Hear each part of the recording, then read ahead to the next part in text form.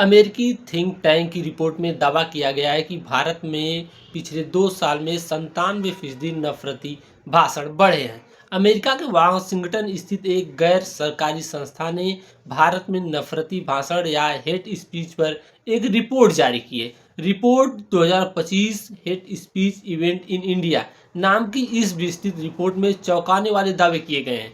Report के मुताबिक साल 2025 में भारत में कुल 1318 प्रत्यक्ष नफरती भाषण दर्ज किए गए। वहीं 2024 की तुलना में यह 13% और 2023 की तुलना में 97% की बढ़ोतरी हुई है। उत्तराखंड के मुख्यमंत्री पुष्कर सिंह धामी नफरती भाषण देने के मामले में शीर्ष पर हैं और सबसे ज़्यादा किसी राज्य में नफरती भाषण दर्ज किए गए हैं तो वह है उत्तर प्रदेश है। बीजेपी ने इस रिपोर्ट को सिरे से खारिज किया है। उत्तराखंड और उत्तर प्रदेश में बीजेपी की सरकारें हैं। बीजेपी का कहना है कि अमेरिका या और कहीं की भी जो ऐसी विदेशी संस्थाएं हैं वह देश में भ्रांति पैदा करने के लिए इस प्रकार की रिपोर्टों को सार्वजनिक करती हैं। वहीं राजनीतिक विश्लेषकों का मानना है कि इस बढ़ती प्रवृत्ति को कानून के जरिए ही रोका जा सकता है। और रिपोर्ट के आधार पर Centre for Study of Organized Hate यानी CHOH वाशिंगटन DC में स्थित एक संस्था है। इसकी वेबसाइट के मुताबिक यह एक गैर लाभकारी और गैर पक्षपातपूर्ण थिंक टैंक है।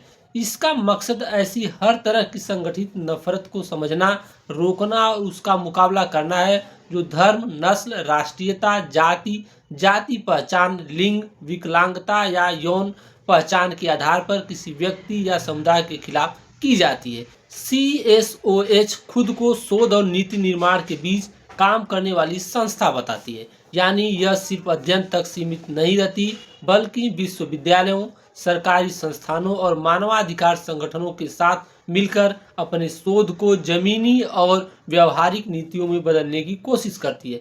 सामाजिक कार्यकर्ता हर्ष मंदन CHOH के साथ काम भी करते हैं। वह कहते हैं नफरती भाषण तो 2014 से लगातार बढ़ते गए, लेकिन 2024 के आम चुनाव में प्रधानमंत्री ने अपनी सीमा या मर्यादा को एक तरफ कर जिस तरह से नफरती भाषण दिए, एक तरह से उनसे ही रास्ता खुला। उसके बाद से तो नफरती भाषण ऐसे बढ़े जैसे बाढ़ का दरवाजा ही खोल दिया गया हो।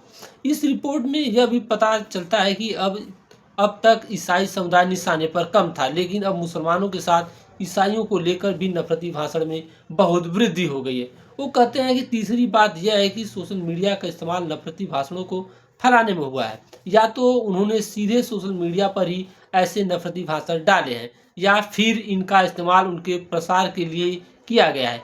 वैसे तो सोशल मीडिया कंपनियां कहती हैं कि उनकी नीतियां इसके खिलाफ हैं, लेकिन ऐसे नफरती ध्रुवीकरण करने वाले भाषणों से उनके हिट्स बढ़ते ही हैं। इसलिए इन सोशल मीडिया कंपनियों की जवाबदेही तय करना बहुत जरूरी है।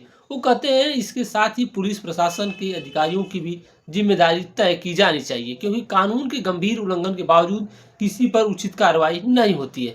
हर्षमंदन कहते हैं लेकिन इस रिपोर्ट से उत्तर दिल्ली दंगों में भाजपा नेता कपिल मिश्रा और अन्य के नफरती भाषणों के खिलाफ केस में जस्टिस मुरलीधरन के सामने मेरे भी बयान हुए थे।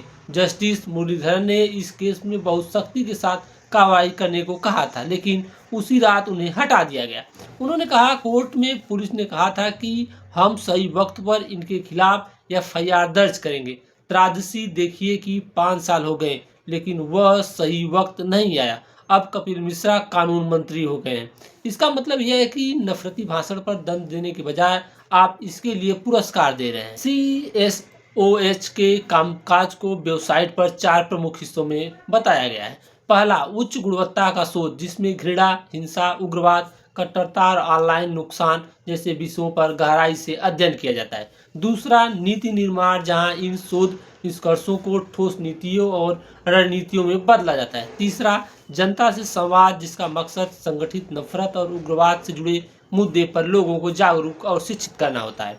और चौथा, सहयोग जिसके तहत विभिन्न संस्थाओं और हितधारकों के साथ मिलकर नफरत, उग्रवाद और उभरते डिजिटल खतरों से निपटने की कोशिश की जाती है। इस रिपोर्ट को तैयार करने के लिए इस्तेमाल की गई पद्धति के बारे में रिपोर्ट में लिखा गया है कि भाषण या रैली में दिए गए बयान को नफरत भरा भाषण मानने के लिए CSOH ने संयुक्त राष्ट्र की रूपरेखा को आधार बनाया है। इसके अनुसार किसी भी तरह का भाषण, लेखन या व्यवहार किसी व्यक्ति या समूह को उसके धर्म, जातीयता, राष्ट्रीयता, नस्ल, रंग, वंश, लिंग या किसी अन्य पहचान के आधार पर निशाना बनाता है, अपमानजनक होता है या भेदभाव को बढ़ावा देता है तो उसे हेट स्पीच माना जाता है।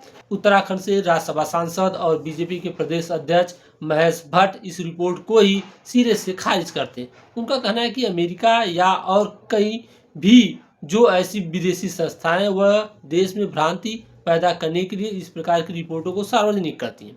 वो कहते हैं कि ऐसा पहली बार नहीं हुआ है। देश के लोकतांत्रिक माहौल को खराब करने के लिए भ्रांति फैलाने का काम कुछ एजेंसियां करती हैं, हम इनको गंभीरता से लेते नहीं हैं। और भारत का जनमानस बुद्धिजीवी जानता है कि कोई रिपोर्ट अमेरिका में छपती है तो उसका कितना प्रभाव पड़ता है। Report 2025 hate speech event in India की शुरुआत में ही बताया गया है कि यह CSOH के the India hate labs project का हिस्सा है। रिपोर्ट के अनुसार 2025 में प्रत्यक्ष नफरती भाषण के कुल 1318 मामले दर्ज किए गए। ये 2024 की तुलना में 13% और 2023 की तुलना में 97% ज़्यादा है। इनमें से 98% यानी 1289 भाषणों में निशाने पर मुस्लिम और ईसाई अल्पसंख्यक समुदाय थे। मुस्लिम समुदाय को 1156 मामलों में विशेष रूप से निशाना बनाया गया। ईसाई समुदाय के खिलाफ 162 घटनाएं दर्ज हुई तो जो 41% की बढ़ोतरी है। राज्यवार देखें तो सबसे ज़्यादा घटनाएं उत्तर प्रदेश में 266 घटनाएं हुई, मध्य प्रदेश में 193 और महाराष्ट्र में 172, उत्तराखंड में 155, दिल्ली में 76 दर्ज हुई। 88% घटनाएं भाजपा शासित राज्यों या संघ शासित क्षेत्रों में हुई। 7 विपक्ष शासित राज्यों में कुल 15 घटनाएं ऐसी हुई। 2024 के 234 मामलों की तुलना में ये 34% कम है।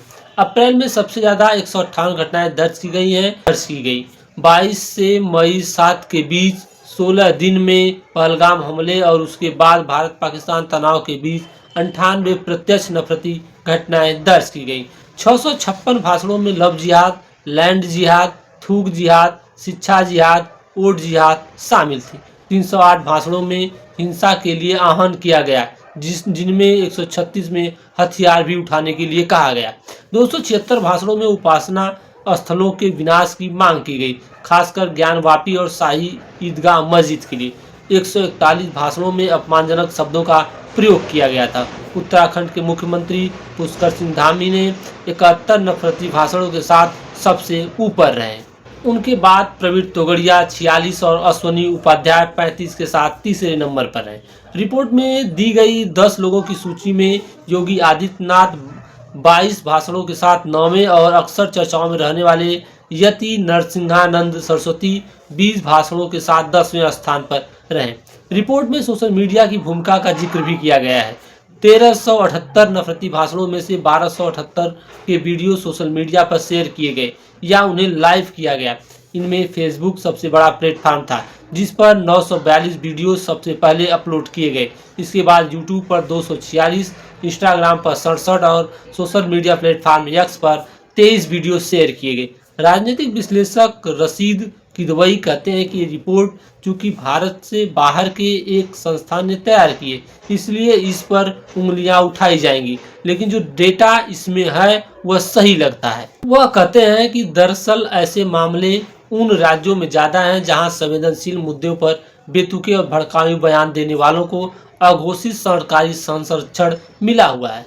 और आप देखेंगे कि विपक्ष के शासन वाले राज्यों में इस तरह के मामले कम होते हैं, क्योंकि वहां की पुलिस प्रशासनिक तंत्र ऐसे तत्वों को बढ़ने नहीं देता है। रशीद किदवई कहते हैं, बतौर पत्रकार और राजनीतिक विश्लेषक मेरा अनुभव है कि वह 1984 के सिख विरोधी दंगे हों या 2002 के गुजरात दंगे हों, जहां पर सांप्रदायिक भीड़ की तरफ पुलिस का रवैया नरम होता है, वहां ऐसी घटनाएं ज़्यादातर होती हैं। जहां पुलिस और प्रशासन चुस्त होता है, वहां ऐसी घटनाएं कम होती हैं। वह कहते हैं, समाजशास्त्र के कई अध्ययनों में भीड़ की हिंसा को लेकर यह बताया गया है कि अगर कानून का डर न हो तो सीधे सीधे नजर आने वाले लोग भी उग्र रूप ले लेते हैं। इस सवाल के जवाब में किदवई कहते हैं, लोकतंत्र में बहुत सी चीज़ें कानून के दायरे में नहीं आती, वह मर्यादा अनुशासन के तहत आती हैं। ब्रिटेन का संविधान लिखित नहीं है, वहाँ बहुत संवैधानिक मान्यताएं परंपरा पर आधारित हैं। हमारे देश में भी जो राजनीतिक संस्कृति खासतौर पर भ्रष्टाचार या सामाजिक सौहार्द का मामला है, उसे कानून के दायरे में नहीं बांधा जा सकता। यह 1000 साल से ऊपर के हमारे सामाजिक ढांचे के तहत आता है। कानून से ही रुकेगा यह लगातार उग्र हुआ सिलसिला। कर्नाटक में पिछले साल के अंत में कर्नाटक एक स्पीच एंड हेट क्राइम विधेयक पारित किया गया। सुप्रीम कोर्ट ने भी जुलाई 2025 में केंद्र और सभी सरकारों को नफरती भाषणों पर रोक लगाने के निर्देश दिए थे। तो क्या इस बढ़ती प्रवृत्ति पर रोक लगाने के लिए कानून बनाना ही एकमात्र उपाय है? इस सवाल के जवाब में किदवई कहते हैं, समाजशास्त्र के तहत पूरी दुनिया में अनेक अध्ययन हुए हैं जिनमें इस पर बात है। ये कहते हैं कि अमूमन इंसान से यह उम्मीद की जाती है कि वह सामाजिक मान्यताओं के दायरे में रहेगा, लेकिन अगर वह लक्ष्मण रेखा पार करता है तो उसे दंड या सजा का खौफ होना जरूरी होता है ताकि वह अपनी हद में रहे। इस बात पर जोर देते हुए ऐसे कानून मजबूरी में ही बनाए जाते हैं और अच्छा हो कि इनकी ज़रूरत न पड़े। किदवई कहते हैं, लेकिन जब बार बार मर्यादा का उल्लंघन हो रहा हो और नफरत फैलाई जा रही हो, वहाँ इस तरह के कानून कारगर सिद्ध होते हैं। आमतौर पर लोगों में पुलिस और कोर्ट कचहरी का दबाव होता है, लेकिन जब लोगों को लगता है कि वह कुछ भी कर सकते हैं और कुछ नहीं होगा, तब नफरत बढ़ती है। ऐसे कानून की वजह से अगर नफरती भाषणों के मामले 50% भी कम हो जाते हैं तो यह ठीक है। राजनीतिक असुरक्षा से बिगड़े धामी के बोल राजनीतिक और सामाजिक रूप से अपेक्षाकृत शांत माने जाने वाले राज्य उत्तराखंड के मुख्यमंत्री को इतने नफरती भाषण देने की जरूरत आखिर क्यों पड़ रही है? इस सवाल के जवाब में पत्रकार और एक्टिविस्ट त्रिलोचन भट्ट कहते हैं, इसकी जड़ दरअसल मुख्यमंत्री पुष्कर सिंह धामी की राजनीतिक असुरक्षा में छिपी है। वह जानते हैं कि उनकी कुर्सी सुरक्षित नहीं है और इसी असुरक्षा की वजह से उनके बोल बिगड़े हुए हैं। भट्ट कहते हैं, दरअसल बतौर मुख्यमंत्री पुष्कर सिंह धामी के पास कोई काम दिखाने को नहीं है। बेरोजगार आंदोलन और अंकिता भंडारी हत्याकांड को लेकर भी वह लगातार दबाव में है। इसीलिए इन मुद्दों को भटकाने के लिए वह कभी लैंड जिहाद, कभी मजार जिहाद, कभी थूक जिहाद, कभी लव जिहाद जैसे बयान देते हैं। त्रिलोचन भट्ट याद दिलाते हैं कि बतौर मुख्यमंत्री चुनाव में उतरे धामी खटीमा की अपनी विधानसभा सीट हार गए थे। वह बीजेपी आलाकमान की कृपा से मुख्यमंत्री बने और उन्हें लगता है कि ऐसे बयानबाजी या समान नागरिक संहिता जैसे कानून बनाकर वह पार्टी आलाकमान को खुश रख सकते हैं। इसके साथ ही भट्ट कहते हैं कि उत्तराखंड में इतनी नफरती बयानबाजी पुष्कर सिंह धामी के बनने के बाद ही हुई है। उससे पहले उन्हीं की पार्टी के त्रिवेंद्र सिंह रावत या अल्पकाल के लिए मुख्यमंत्री बने तीरथ सिंह रावत के जमाने में भी नहीं हुई थी। वहीं बीजेपी के प्रदेश अध्यक्ष महेश भट्ट कहते हैं, धामी जी ने गलत चीजों को रोकने का प्रयास किया है। देवभूमि के मूल स्वरूप को बनाए रखना उनकी प्राथमिकता में है और इसे वह छोड़ नहीं सकते। जनादेश हमें इसलिए मिला है, हमने यूसीसी लागू किया, जबरन धर्मांतरण कानून लागू किया और ये देश में नजीर बने हुए। वो कहते हैं कि कुछ षड्यंत्रकारी तत्वों ने देवभूमि में लैंड जिहाद शुरू किया, मजारों के नाम पर भूमि कब्जा किया और यह देखिए कि जब उन मजारों को तोड़ा गया तो कोई आपत्ति करने तक सामने नहीं आया। इन्हीं चीज़ों के आधार पर मुख्यमंत्री जी ने कुछ बातें कही और वह देवभूमि के देवतुल्य स्वरूप जनता के लिए जरूरी थी। इनको किसी धर्म के विरोध में मानना उचित नहीं है। लाइक करें, शेयर करें और चैनल को भी सब्सक्राइब करें।